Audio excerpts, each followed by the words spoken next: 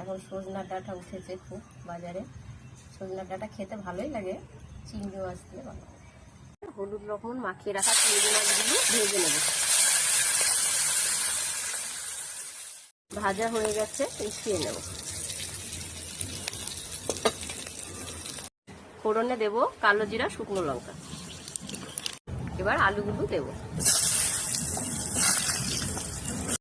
আলুগুলো কিছুক্ষণ ভেজে নেব। আলুগুলো কিছুক্ষণ ভেজে নিয়েছি, এবার ডাঁটাগুলো দেব।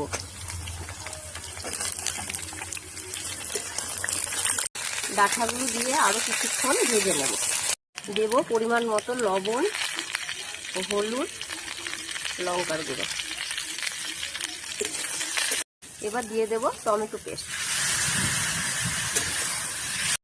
সর্ষে, পোস্ত আর চিংড়ি মাছগুলো দিয়ে একসাথে পেস্ট করে নেব। চিংড়ি মাছ, সর্ষে, পোস্ত দিয়ে বানিয়ে রাখা পেস্টটা দিয়ে দেব।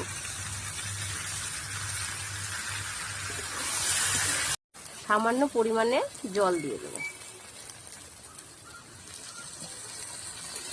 সজনার ডাঁটা দিয়ে চিংড়ি মাছের তরকারি হয়ে গেছে।